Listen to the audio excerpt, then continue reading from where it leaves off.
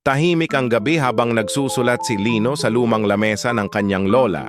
Sa bawat tuldok ng pluma, tila may bumubulong sa hangin, mga bulong na hindi niya maintindihan.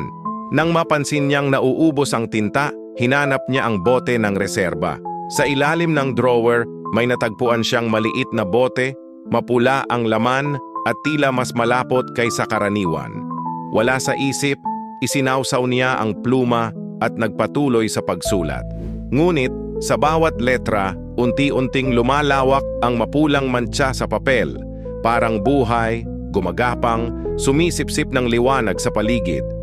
Napansin ni Lino na nanlalamig ang kanyang mga daliri. Ang kanyang mga kamay ay parang hinihigop ng papel. Pilit niyang binabawi ang kamay, ngunit parang may humihila rito pababa, mas malakas kaysa sa kanyang lakas. Napasigaw siya, ngunit walang makakarinig sa malayong bahay.